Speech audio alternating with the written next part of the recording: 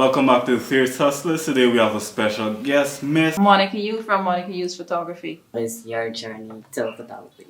Well, it started off as a young teenager. I always was interested in editing pictures, even though I had a very cheap phone and every picture I took was so grainy.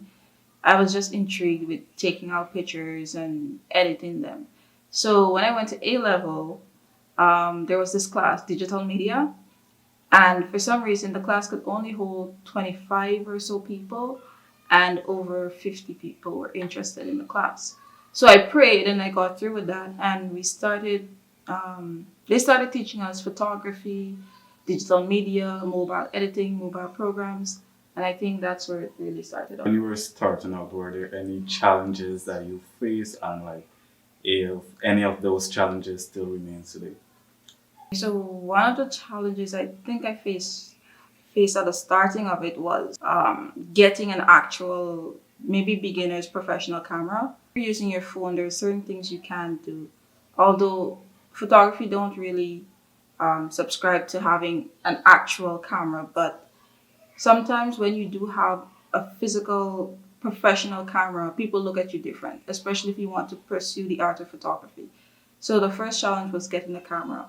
It took me about a year to get one. And the second challenge I encountered was actually having people recognize that photographers work hard with their craft, you know?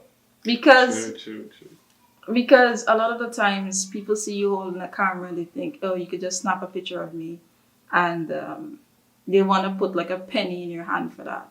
They forget the cost of the camera, of the equipment that you have. They don't think about the editing that you have to do. They just, Time spent to do that editing right, as well. the time spent doing the editing. They just, hey, take a picture of me, and they give you something that you can't even use for passage. So I think that was a problem that I still even now encounter. People taking photography very seriously. All right, so you mentioned about starting off based on in A levels, right? So would you say there's a particular time when you should start photography if you have like a passion for it? I can't say. That really depends on the person. If you wait too long, if you think, oh, when I get this camera or when I get maybe these lights or something, the opportunity might pass because you don't want to start when you think you're going to feel comfortable because you're going to miss a lot of opportunities. I say you start snapping as soon as you get something that can take out the picture and you move from then. Right now, would you say that photography is financially viable, concerning based on like especially the challenges that you had mentioned previously?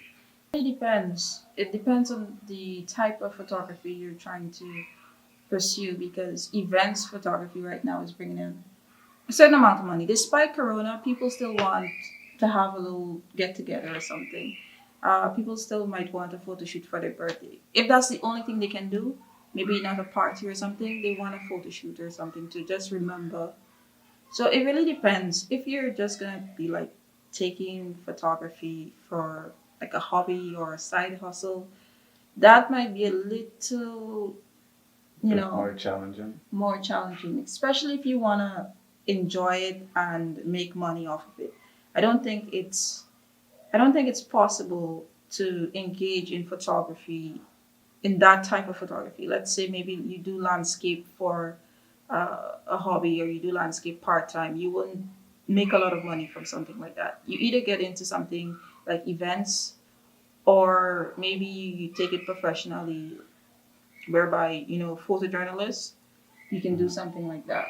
So how would you say that your business is going at this point in time?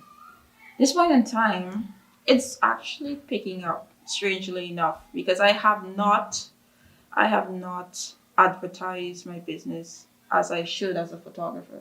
I haven't really posted anything about it, but I had a few clients starting this year, and from word of mouth, people are contacting me not because I'm actually putting my business out there. So in the distant future, would you be looking towards making photography a full-time job?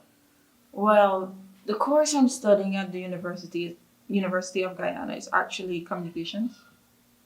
And my goal studying communications was actually to become a photojournalist. Now, I don't know if being a photojournalist in Guyana will be something that you can do full time, but I know if you travel overseas, there's so many popular and Opportunities. yeah, there's opportunities and famous people who do it for a living. It's also a very risky job where, photojournalists travel to a lot of these types of Yeah. countries and, they take pictures of war and these things. But it's always been like a passion of mine to pursue it. So, yeah, And you get to travel at the same time. and you get to travel at the same time.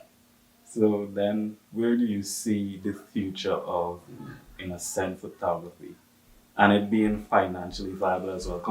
Considering the fact that a lot of person would be like, "Oh, I have a phone, I can take out a picture," like you had mentioned previously, right?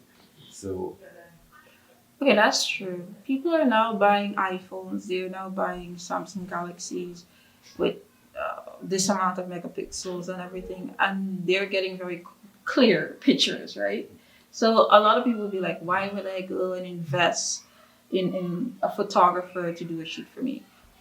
But realistically speaking, a lot of people are very lazy, right? A lot of people are not going to go and take the time to learn about aperture. They're not going to go and take the time to learn about lighting. They're not going to do that. Most people want things conveniently done. So when you think about that, they will go to somebody who has so a there will always be a professional. market for photography in a sense. Yeah, there will always be a market, especially for people who don't want to go through the process of learning all of that. So my next question to you, right? Is there like any X-rated stories that you have? Kind of related. It's like photography's cousin. It's videography. Somebody asked me, since I'm a photographer, if I can do video as well. I was like, yes, because we learned that in A level digital media, and they wanted me to record them playing football.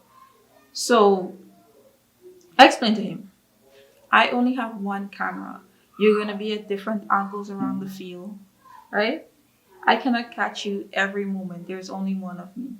I explained. You run what I run as the person. Okay. I explained the situation. They were fine with it. And then first day I went, I was so excited. I literally ran around.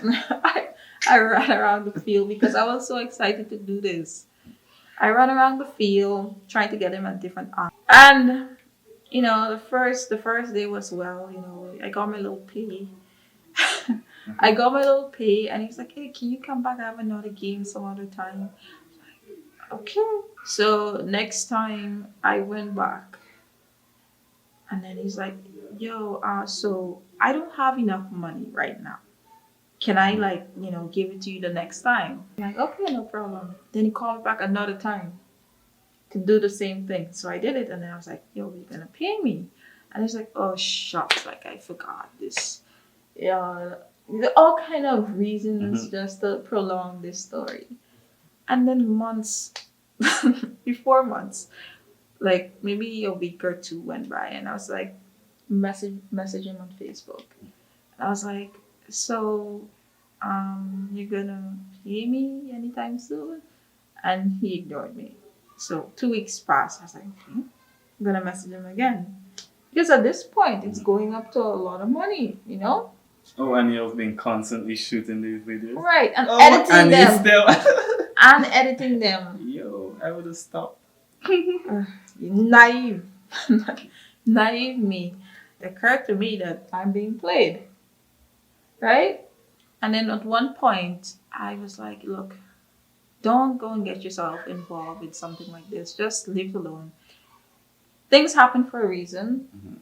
And, you don't want to go and try and tackle anybody for a couple, bills. Just left it like I that. left it like that. And then, guess what? I was traveling, going to work. And I saw this guy on the same bus as me.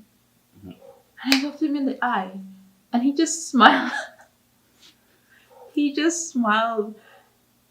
And I was like, I walked away. Yeah, that was a learning lesson for me.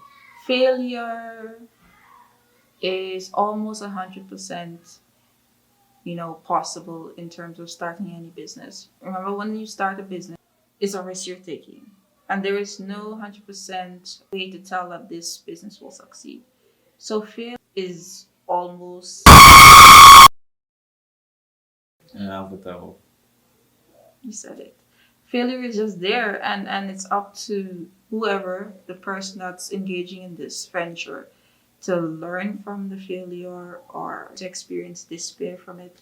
And when you learn from failure, 9 out of 10 times you succeed in the end.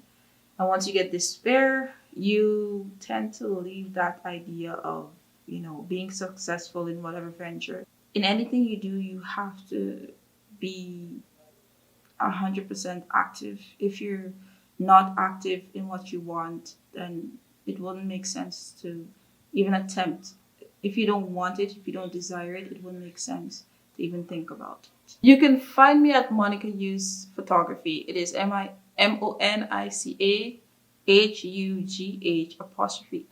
Photography. Alright, that's it for this episode. Hope you enjoyed. And don't forget to subscribe. Peace!